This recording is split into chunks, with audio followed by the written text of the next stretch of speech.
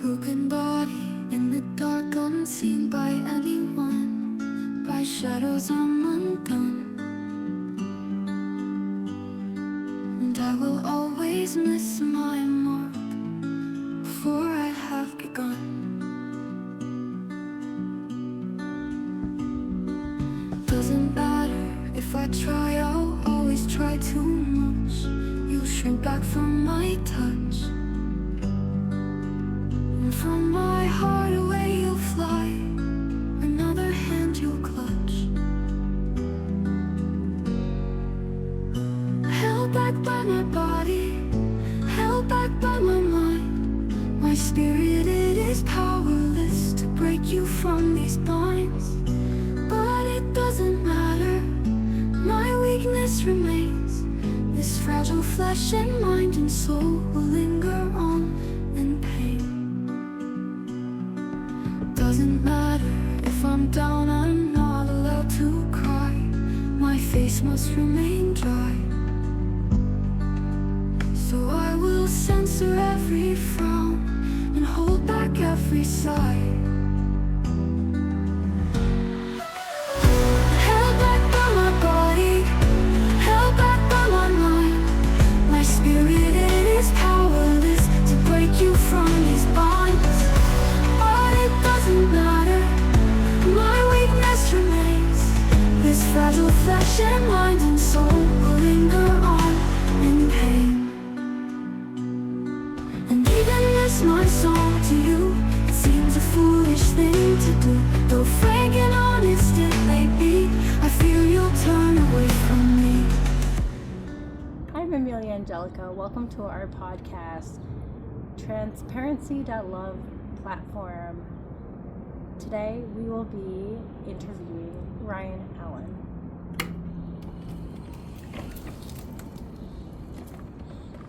All right, here I come. Let's see if I can get into the frame all the way. All right. Hi. Hi. So Ryan is also the co-host of transparency.love.platform. Yes. And we wanted to talk about his story today. And so, Ryan, people are probably wondering why you have a cane and why you are in a wheelchair. And I'll let you kind of further go into your diagnosis and what age were you when you were diagnosed? I was 24 when I was officially diagnosed with muscular dystrophy. Unfortunately, they don't know the exact type of muscular dystrophy, so it makes things a little difficult to know how fast it's going to progress, how bad it might get. But ever since I was little, I had problems walking. I had difficulty doing any physical activities, and I ended up going to Oregon for a couple of years and found that I was struggling with pretty much everything. So when I came back to where we live now, I decided to go try to get diagnosed to see what was going on. Yeah. And they diagnosed me with muscular dystrophy again when I was 24. 24, wow. Yep. And what were you doing in Oregon? I was serving a mission for the Church of Jesus Christ of Latter-day Saints. That is amazing. You having God in your life, and especially during those difficult times while you're trying to figure out what was going on with you medically. And so, I mean, you were 24 years old, and so that must have had a huge impact on you. And how did you kind of handle that when finding out that, you know, you felt like something was wrong all along, but finally getting that kind of validation? How did that feel to you? In some ways it was great because I at least knew somewhat of what was going on. In other ways it was confusing because, like I said, they didn't have the exact diagnosis, which makes it difficult to know what might happen in the future. But it also affected me mentally, emotionally. It still is a difficult part of who I am and what my life is about. So, but yeah, knowing at least was a validating. I think that's a word. That it did validate at least that something was wrong, and because a lot of times people implied that I was being lazy or just didn't want to do what I needed to do on my mission and stuff like that, and so that was very difficult. And so yes, getting the validation did help. Yeah, I can't imagine being that age in your 20s and finding out that you have an illness that is gonna at some point progress, and but just in the little amount of time that I've known you, you have so many gifts to offer this world, and he's Ryan is an author. He wrote a book. We're laughing because Ryan gave me the book to read, and I've gotten through most of it. I haven't yet read the ending, and I now need to pretty much start over. It's been a few weeks. Start over and reread the book. Obviously make some time for that. But he is brilliant at that, and he's an entrepreneur, author, and musician. And so we are creating this platform centered around that, and our basic principles and spirituality and core values, and even with this progressing illness, he has overcome or is overcoming these things. How did it affect your relationships after coming to that realization that this was going to be a long battle ahead of you? How did that affect your relationships with people around you? Well, with some people it didn't affect the relationship much at all. Like my parents and my other family members, they were very supportive, and still are very supportive of my life and everything in it. The dating scene became very interesting. I was dating people at the time, one person, not multiple. Anyway, multiple people at the same time? No. Well, we're not going into that. But it messed with my mind quite a lot, because it made me wonder if I should even pursue a relationship, because it almost felt selfish to do so, because it would be placing a burden on whoever I was with. And so, for a while there after the diagnosis, I didn't date or anything like that. And, but then I did and got married, and that didn't work out. But you didn't feel supported maybe in that marriage, because again you had that shame and guilt of putting your illness like you felt like it was a burden to people, and you were with someone that really didn't value you or try to encourage you or helped you during those times. And so that's where mentally where it began to cause kind of uncertainty and this emotional, you to be in an emotional state because you didn't feel supported. And so I'm glad now that you have people that care and love you and surround you and support you in that. Me too. And it's not, for me, it's not about feeling like it's a burden, maybe because again, any of us can be ill. Something can happen to us at any time. We can have a stroke, we could have illness, we could have cancer, we could,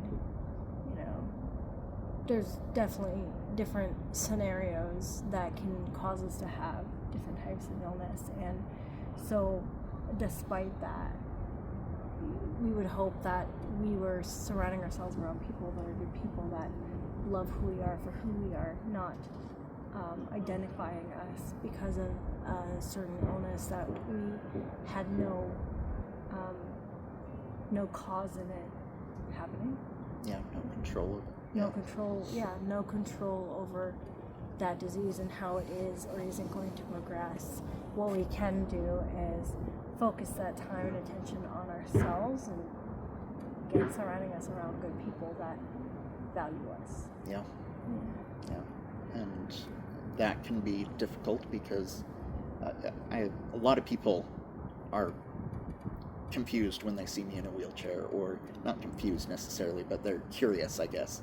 They want to know what it is, but most people are too shy or too reserved to really ask any questions or anything like that. And I think something that's important to recognize about people with disabilities is that typically, if they've had that disability for a while, they're pretty comfortable in it and are willing to talk about it. And asking questions is usually not a bad thing. So if you know anybody who is in a wheelchair or needs to use a walker or whatever, or has a disability of some kind. Any type of disability, most anybody will be more than happy to explain what's going on, and in fact would probably prefer it rather than somebody walking on eggshells and wondering if they're going to offend you or something like that. So I mean, for me, when I saw Ryan, we met at the Choral Arts Society of Utah Choir, and I've been in healthcare for 12 years, and I asked why he was in a wheelchair, and he explained to me, but again, anybody could be in a wheelchair. It could be due to an accident, it could be due to illness, it could be due to a lot of different things, but I see Ryan for who he is, the genuine soul that he is, and the talents and attributes that he has and contributes to the society in this world. And I'm just glad that I get to be a part of his life. I'm glad you're a part of my life as well. So, do you have any other questions for me? Yeah, I do. Okay. I know that physically it's been a struggle for you, but how has that looked for you mentally for you, having to kind of accept your fate, in other words? What has that looked like for you? Because I know that definitely could be a struggle, and what has kind of helped you, because how have you kind of worked through that? What are some coping skills and things that you've done to kind of not just manage, but just come to that realization and acceptance? Yeah, there's a lot of things. I think the principal thing, the most important thing, would be my faith. My belief that, things happen for a reason, and that I'm the way I am, not as some sort of punishment or even, a type of not even really an accident. There's a reason behind everything, and beyond that, my family has been extremely supportive, and especially the last couple of years has gone over and beyond in order to help me out. and then there's the other people in my life who, like you, and a lot of people, you know who you are. But yeah, I think those are, and music has been an incredibly important part of my life for a while there. I didn't have a lot of music in my life because I play the violin as well, and I was unfortunately, I've not been able to play very much at all the last couple of years. And he composes music as well. Yeah, I compose music, and I sing, obviously, in the Choral Arts Society of Utah. But also fiction, just being able to immerse myself in other worlds and being able to write fiction as well, not just read or watch it, but creating. The act of creation itself, I guess, is an incredibly important part of my coping mechanism. And what brings you joy. And another thing is creating and writing music. There's been songs like on our last podcast we shared a song that Ryan wrote and I created and sang, and okay, I wrote the lyrics. She did everything else. So, I mean, he did. The lyrics are so beautiful, and I hope that I brought it some honor because it meant so much to me, and we feel that around healthy types of relationships, all kinds of different types of relationships, you want to surround yourself around people that inspire you and accept you for being your true authentic self. And neither one of us thought we would do a podcast, let alone together. Neither one of us thought that we would create or make music together, but with both our expertise and talent and love for what we do, we have created things that are so special that we want to share with the world. And also Ryan is also a conductor. I am. He is a conductor, and also he asked you to explain a little bit about that. It's something to be really, really proud of. Very recently, I was selected to be an assistant conductor for the Choral Arts Society of Utah, and I will be a joint co-conductor of a new, smaller group that will be, I'll be conducting them.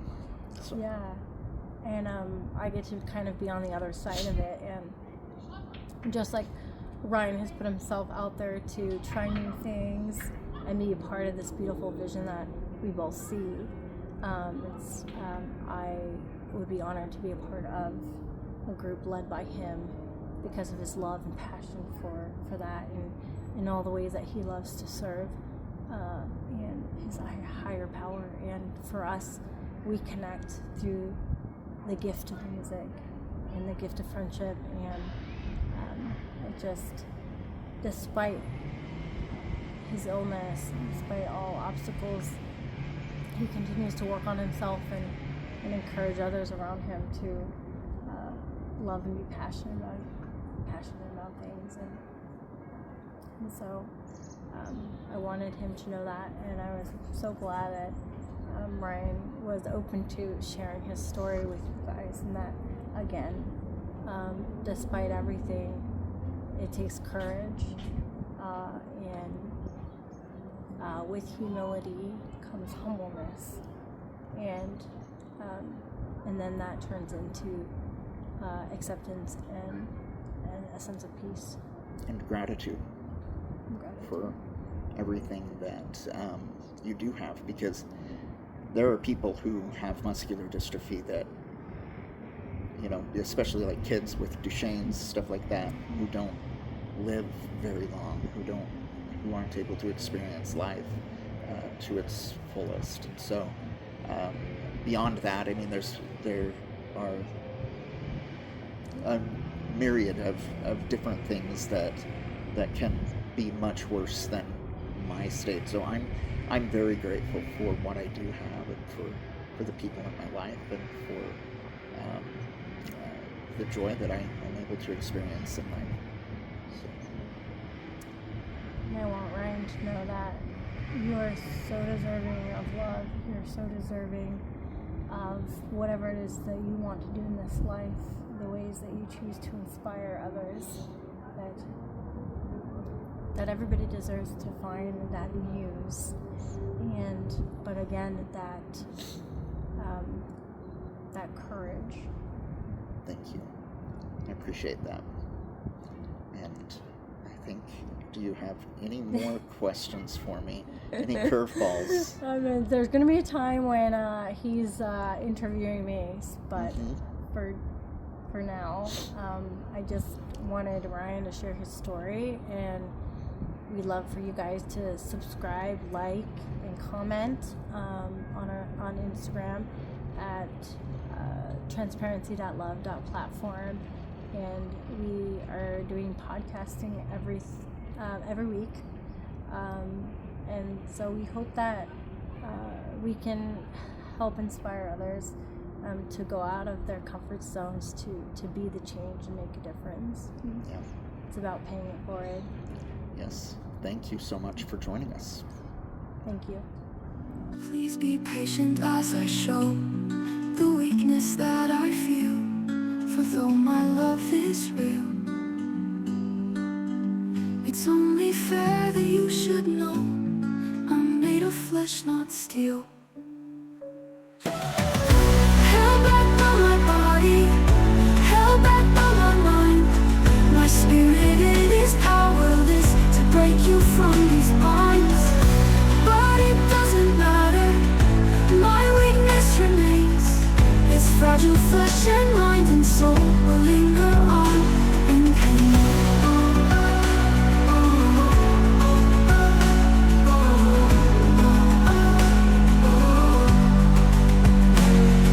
And even this, my song to you, it seems a foolish thing to do. Though frank and honest it may be, I fear you'll turn away from me.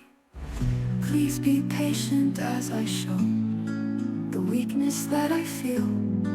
For though my love is real, it's only fair that you should know I'm made of flesh, not steel. Held back by my body, held back by my mind. My spirit, it is powerless to break you from me.